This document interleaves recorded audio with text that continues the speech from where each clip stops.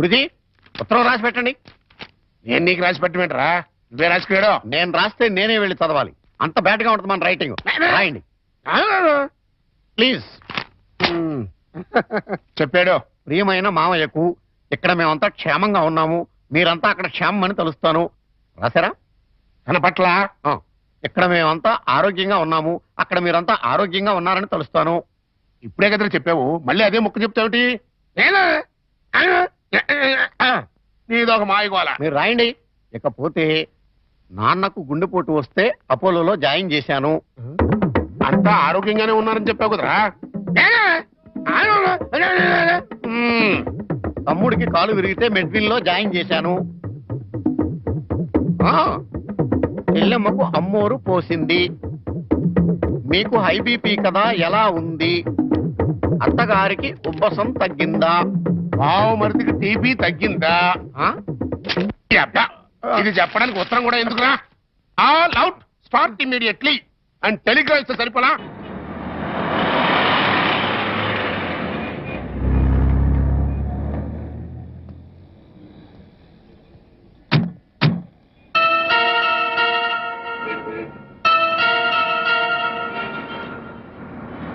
మీరు ఆఫీస్లో ఉండండి, నేను ఇప్పుడు వచ్చేస్తాను. అలాగే సార్, ఉంటాను.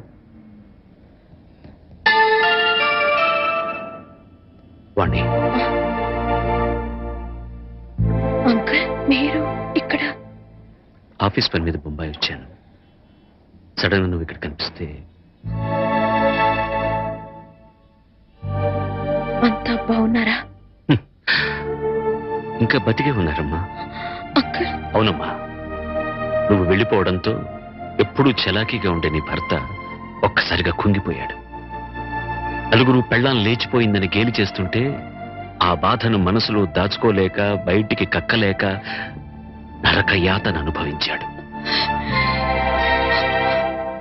ఇక మీ నాన్న కన్న కూతుర్నే క్రమశిక్షణలో పెట్టుకోలేదు, వేలాది మంది విద్యార్థుల్ని క్రమశిక్షణలో పెట్టే అర్హత నాకు లేదని ఆ ఉద్యోగానికి రాజీనామా చేశాడమ్మా. మీ అమ్మ సరే సరే, అన్న కూతురు అత్తారింటికి వెళ్ళిందంటే ఏ తల్లైనా సంతోషిస్తుంది, కానీ అత్యాశలకు పోయి లేచిపోయిందంటే ఏ తల్లి మాత్రం సంతోషిస్తుంది చెప్పు? నిద్దట్లో కూడా నువ్వు గుర్తొచ్చి, నువ్వు చేసిన పని గుర్తొచ్చి తెల్లవార్లు ఏడ్చేదట. ఇక నీ బిడ్డ, వాడు ఆకలితో ఏడుస్తున్నాడు, అమ్మ కోసం ఏడుస్తున్నాడు, వాడు చెప్పలేడు, అవతల వాళ్ళకే అర్థం కాదు కదమ్మా. ఎందరు ఎంత అవహేళన చేసినా ఆ ఇంట్లో నవ్వుల్ని తన బోసి నవ్వులతో బతికించాడు. తన బోసి నవ్వులతో బతికించాడు. నేను తప్పు చేశాను అంకుల్, చెయ్యరాని తప్పు చేశాను, నన్ను క్షమించండి అంకుల్.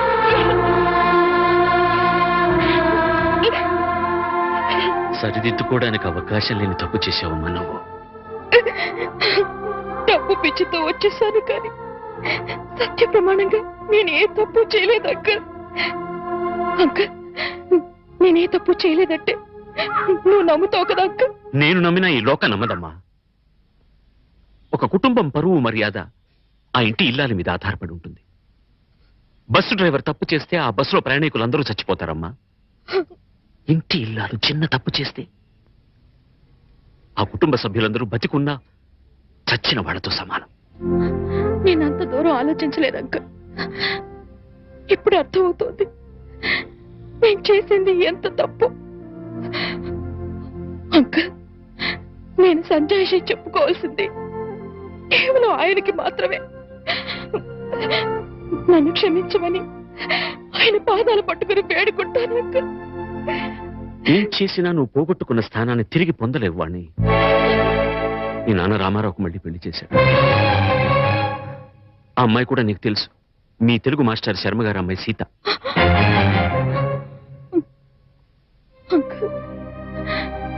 జీవితంలో ఏం సాధించినా, ఎన్ని పదవులు పొందినా, అన్నిటికన్నా పెద్ద పదవి, గొప్ప పదవి ఇల్లాలు కావడమే. ఇల్లాలినై ఉండి నా జీవితాన్ని చేతులారా నాశనం చేసుకున్నాను. నన్ను నేను నిలువునా తగలబెట్టుకున్నాను. అంకుల్, అంకుల్, నేను మీతో వచ్చేస్తాను అంకుల్. మీరు నన్ను తీసుకెళ్లరు. వాళ్ళంతా ఇప్పుడిప్పుడే కోలుకుంటున్నారమ్మా. చేసింది ఏదో చేసేసావు. నువ్వు వింటానంటే ఒక చిన్న సలహా చెప్తాను. వాళ్ళకు మళ్ళీ కనపడి వాళ్ళ జీవితాల్లో కల్లోలం లేపక వాణ్ణి. ఈ మాట చెప్పడానికి నాకు చాలా బాధగా ఉన్నా చెప్పక తప్పదు కాబట్టి చెప్తున్నానమ్మా. తర్వాత నీ ఇష్టం. వెళ్తా.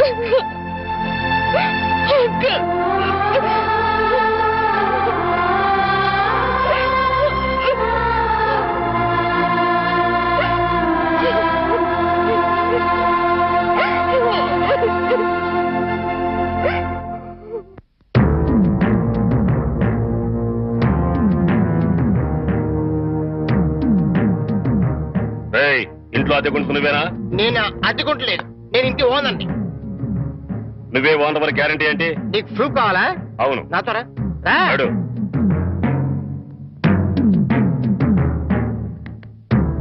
ఈ నెల అద్దె ఎప్పుడు కడతావు? కడతాను రా.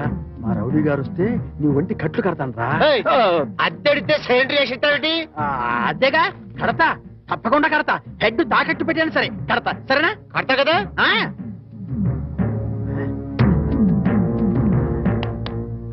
అంతే కదా, కడతాలేవయ్యా. వచ్చేసావా? అబ్బా, నన్ను కొడతావేందయ్యా?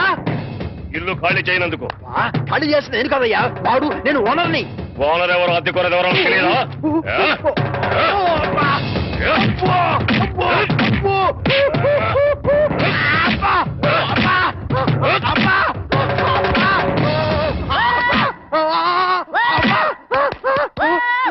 ఆడెళ్ళిపోయి చాలాసేపు అయింది. మనతో పెట్టుకుంటే రంగు పడుద్ది. పడిందిగా. అది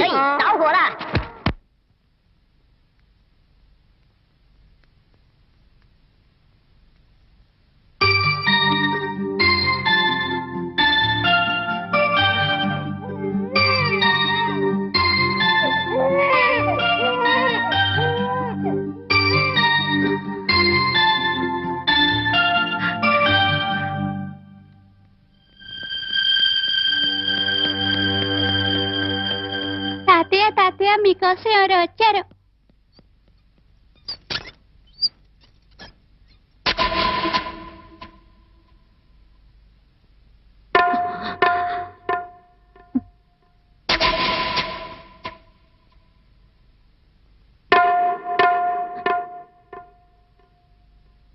ఎవరమ్మా నువ్వు?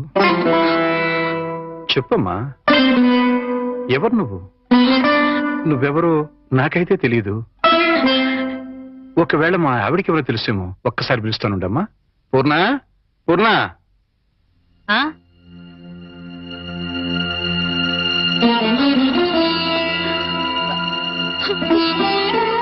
ఎవరమ్మా నువ్వు అంటే సమాధానం చెప్పడం లేదు. ఈవిడి గారు ఎవరో నీకెవరో తెలుసా? నాకు తెలీదండి, ఎప్పుడూ చూసిన గుర్తు కూడా లేదు. అమ్మా, నన్నలా పిలవకమ్మా. నన్నలా పిలిచే హక్కు నా కూతురు సీతకొక్కదానికే ఉంది.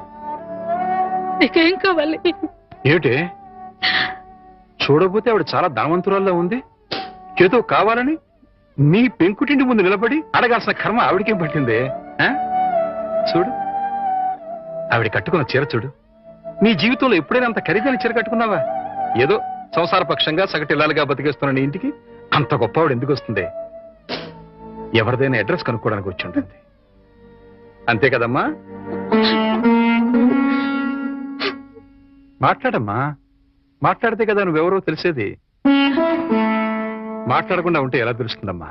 ఒకవేళ మీ దగ్గర చదువుకున్న అమ్మాయేమో, గుర్తు తెచ్చుకోండి. కాదే, నా దగ్గర చదువుకున్న వాళ్ళకి చదువుతో పాటు సంస్కారం, క్రమశిక్షణ కూడా ఉంటాయి. ఈవిడి గారిని చూస్తుంటే ఆ రెండూ ఉన్నట్టుగా లేవు. అందుకని ఈవిడ నా శిష్యులు కూడా కాదు.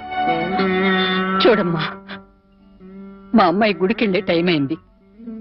నిన్ను చూస్తే మా అల్లుడికి నీకు సంబంధం ఉందని అనుమానపడే అవకాశం ఉంది. దయచేసి ఇక్కడి నుంచి తొందరగా వెళ్ళిపోమ్మా.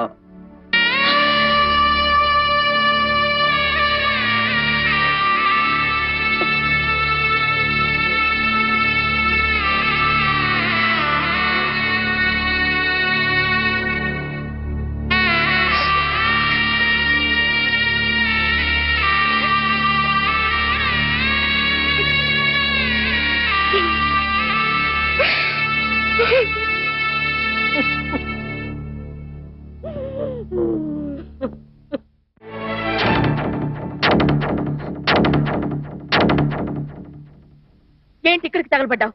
నా బాబుని ఎత్తుకుపోదావనా? మా ఆయన్ని లేపుకుపోదావనా? నా ఇంటికి వచ్చినా మా వారితో మాట్లాడినా నరికి పోగులు పెడతాను. సీత, నా మాట కాస్త వింటావా? ఏంటి నీ మాట వినేది? నీలాంటి